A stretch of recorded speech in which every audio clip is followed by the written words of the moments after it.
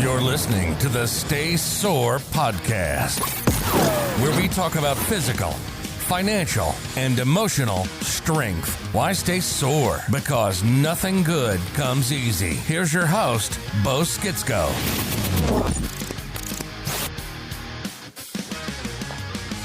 All right, guys, welcome back to the Stay Sore podcast. I'm your host, Bo Skitsko, and with me today is not just only my client, not only my friend, not only a classically trained professional musician, but also, and this is why we're here, this is what we're going to talk about, a heart attack survivor doing a workout with me. So I must be stupid for saying this and showing you this, but there's a lesson to learn here. We had a workout, and my friend Dave had a heart attack, and let's talk about this and learn from this. So, Dave, thank you for having me. Great to be. And thank you for talking about this. This might be not the most comfortable topic. So, tell me, what happened? Well, the workout really had not a lot to do with it. I really had it coming. I remember this. Yeah, there was a story before that as well. Yeah, so you can be relatively fit, but if you're a dummy like me and smoke for 30 years... Ouch. Ouch, yeah. So, like a dummy who would proudly make jokes about, yeah, I ran 3 miles. The only reason I came back the 3 miles was to smoke, you know.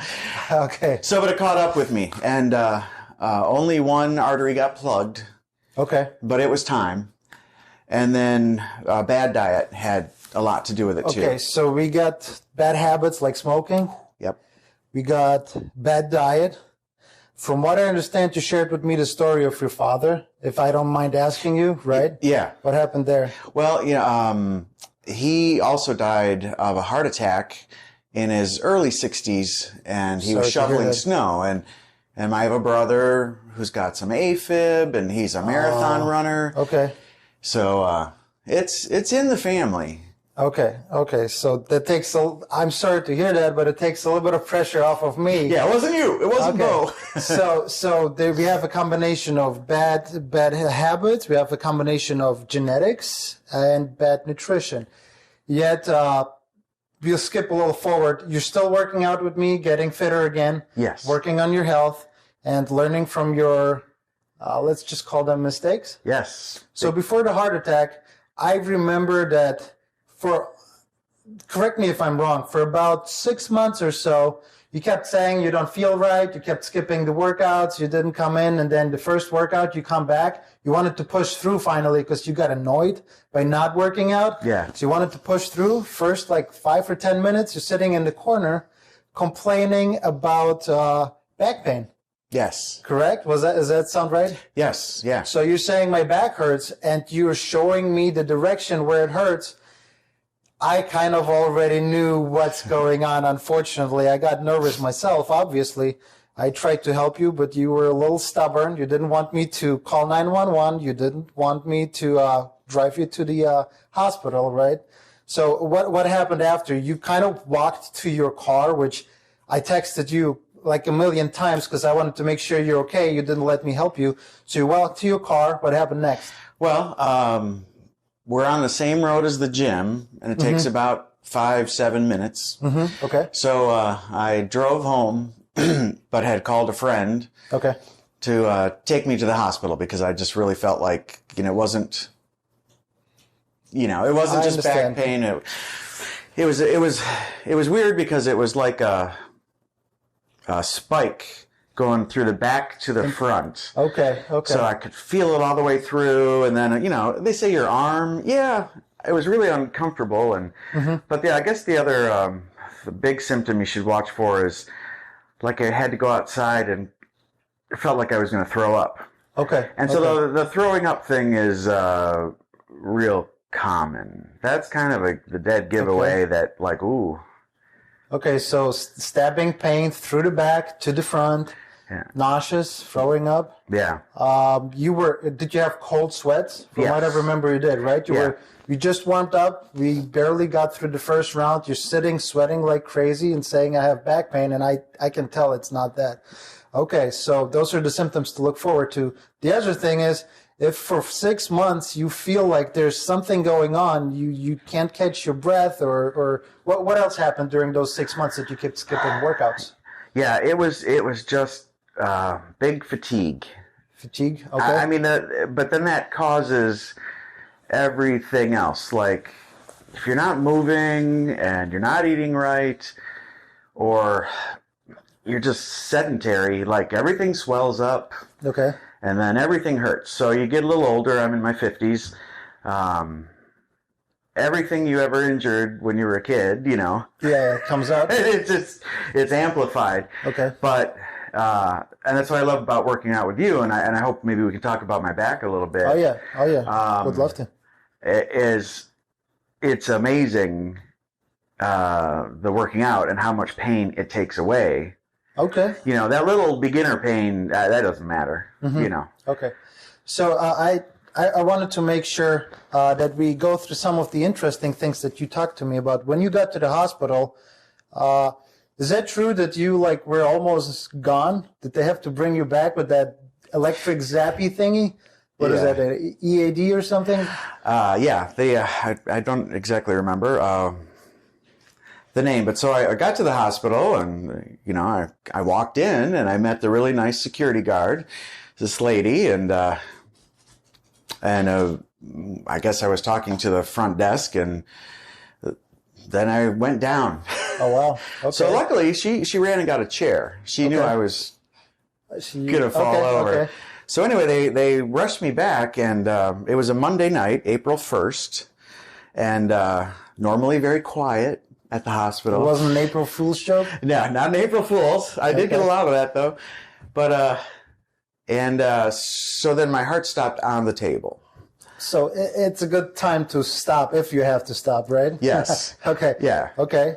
And so between passing out and being awake for a little bit, before my heart stopped, I could see all these folks rushing around, and there had to be about 12 people running around in the room, grabbing things, and there were 3 guys, one on each arm, and one about ready to cut open a leg. But they're opening you up, and so then my heart stopped on the table, and it was really only 15 seconds, but apparently they shocked me twice. Okay. First question, was it painful? The second one. The first one, you were still out? I didn't notice the first one. Okay. But yeah. So the second one, so, we don't need to go into the afterlife things, but that's kind of a neat story. Okay. But, it was a nice place, and it was warm and sunny. Okay. And, so it was like a warm, fuzzy feeling to zone out a little bit? Oh, yeah. Oh, wow. And, that's interesting. You see things, and you're like, ooh, I feel like I'm 16. Really? Yeah, it was a nice thing. But just, would you recommend that feeling? Yeah, no. I mean, it's good here too. Okay. But that second shock, when I popped open my eyes, you could have put a big sign like it's stabbed. Wow. Okay. And I was felt a little weird and guilty, because I'm like, did I stab somebody? Oh, okay. Or did somebody stab me? But it was definitely stabbed. Okay, so it was pretty intense? So that was intense. And then, I came sort of right back, and the fella's I understand. talking to me, and I was like, buddy, that was a really nice nap. Okay. So it wasn't as painful and horrible how you would imagine. It was more like quiet, peaceful place? Yes. Yeah. Wow. Okay. And quick, boom. Okay. So, okay. Yeah. By the way, guys, if you are not watching on YouTube, but rather listening on some podcast, just in your ears, and you hear somebody breathing really funny, that's not Dave. He has actually a puppy on his lap. So just saying, he's not out of breath. He's totally fine. Okay. So back to the working out thing. So the working out itself didn't cause it, right? The working out, if anything, helped with making the symptoms easy, recovering faster. Does that sound right? Oh, yeah. Yeah. Okay. I mean, it definitely didn't cause it. I mean, the years of bad habits, and then to literally, so you're living life. I guess I should have mentioned this before. I'm living life with an artery that at the end was 100% closed, but wow. I don't know what the percentages were before, but it wasn't working well, and so you're just deprived of. You kept always telling me that, I've been training with you like what, over 4 years on and off kind of, or you with me, or we both. And it was always strength is good. We need to work on the cardio. Yeah. So looking back at it, it might not be just the, let's work more on cardio. It might be, maybe my arteries don't deliver enough oxygen to my body. There could be other things. So if you guys keep training your cardio constantly, it's not getting better. Maybe there's other underlying issues besides more cardio, besides stop smoking, which would be a good idea, right? I mean, bad habits, and they're not habits, they're kind of addictions, so it's a fight. But yes, there could be other things like a blocked artery that doesn't let you breathe normally because oxygen is not delivered to your organs, muscles, and so on. So when you feel fatigue, what are the symptoms where people, in your opinion and experience, what are the symptoms people should definitely go talk to a doctor that you have ignored? Yeah. So fatigue? I mean, that was the worst of it. So you couldn't recover, or you couldn't get out of bed? But really both. Okay. Like, I was the king of naps. Okay. Which I like naps. Yeah, those are the best. Yeah, but, a little way extreme. Okay. And it just, I mean, it affects so much of your life that just, having, that artery pinched off, you're not working at 100%. And really anything you do, and through, without blood flow, as we've discovered, or you've taught me too, like my little sores and little injuries, they don't repair. Exactly. Blood is life, and blood pushes out metabolic waste product, all the bad stuff out of your joints and organs and everything, and brings in new nutrients and oxygen to recover. So another thing is, if you constantly are staying sore, which I should say my book is called Stay Sore. There's good sore and there's bad sore. Learn to feel the difference. But if you constantly sore, can't recover, constant inflammation, check it out. It's becoming systemic, and there could be more reasons. It could be autoimmune reasons. It could be nutrition. It could be many. Or in this case, it could be a blocked artery that doesn't let your extremities have nutrients or oxygen. Okay, so let's jump. We're jumping back and forward. I didn't prepare this. This is a natural conversation between you and me. So how about the recovery part? So after they put this, what is it called? A stent? A stent, yep. So they put a stent in you, which is supposed to like filter any, what does it do? Well, it's almost more like a spring. And so where the blockage was, it just holds it open. Okay. And it should stay in place. And the new stents that they're using are coated with medication. Okay. And that lasts for a while. And so really, the first couple of days, I felt great, even though I had to stay in the hospital. I really felt really good. But then you need to take a lot of meds. Okay. So, and really, it's for me. It's not for everybody, but for me, the meds were a lot of. I never really had high blood pressure. Okay. So, take two things that. They're really to open your vein arteries and your blood supply, but they slow you down super fast. Okay, so one of the medication was beta blockers. Beta blockers, which prevents your heart from beating too fast, so it doesn't get overwhelmed while you recover from your heart attack. And we started working out. And those beta blockers were messing with you, right? Yeah. Once you had the clearance from your doctor, never train somebody without a clearance after an injury or something like that. So obviously I asked Dave for a clearance from his doctor, and then we started working out. And the beta blockers just wouldn't let your heart go up. So your heart couldn't supply oxygen. So we had to work out really slow, start the process slow. Now Dave is doing clapping push-ups and squat jumps. It's all good. He's recovering, learned from his lifestyle choice mistakes, and getting much better. So I'm happy. I hope Dave is happy too. But yeah, the recovery was very slow and very systemic, one step at a time.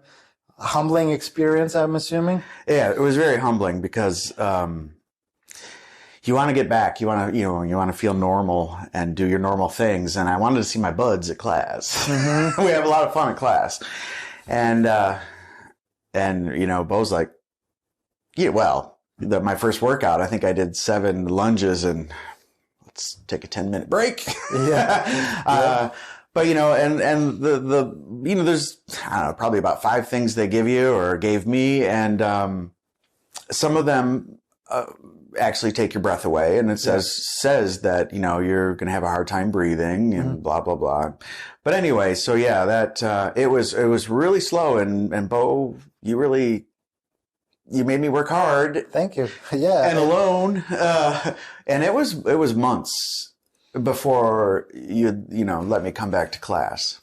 Okay. So. Yeah. Well, we got to play it smart. I know the mind wants to, but the body needs to get ready for this. Well, you're back to almost, I would say, almost normal. Yeah. You can do most things. You're not getting as out of breath. You don't need 10-minute breaks between 7 lunges. So that's good. So, in closing thoughts, what would you say was your aha moment? What did you learn from this experience? Well, I learned you've got one life, and this body is something for you to take care of, and you kind of need to do everything. And as you get older, it all matters a little bit more. I think when you're younger, you can get away with a lot. But and an interesting thing, if I'll just a warning to folks who, if you're like me and you think, I'm in pretty good shape, at age 50, I just got really hardcore and dieted and fasted a lot, and I had the abs. Mm-hmm. Blood tests at age 50 said, okay, your bad cholesterol came down, but your good cholesterol is still lousy. And my doctor said, I'll see you in the hospital after your heart attack. Oh, wow. She is a great lady. Uh-huh. She's like, your good cholesterol is about, I don't know, 35 or something. Okay. She's like, that's terrible. I'll see you. It's what is it? It has to be 60 or higher or something like that? I don't remember. Don't quote me, but that's the number jumping out at me right now. Okay, so even if it catches up with you, super thin, and you feel like, I'm like, I got some abs going on, and no. I understand. Yeah, you got to get the chemistry on the inside right too. So let me word this in another way of coming from a trainer. Work on your health, and the looks will be just a side effect. Yeah. Versus working on the looks and neglecting the health part. Right. Yeah. Okay. Well, Dave, thank you so much for talking to me, sharing your story, guys. If you don't feel good for a prolonged period of time, if something is bothering you, do not neglect it. Do not ignore it. Go check it out. Better check it out than be sorry later. Find a good professional that can help you. Don't ignore the symptoms. Work on your health, and the looks will follow as a side effect. Don't work on the looks and ignore the side effects, because, Dave, thank you so much. Thank you so much for talking to me. I will see you in the gym in a few days. Thank you. Thanks, Bo.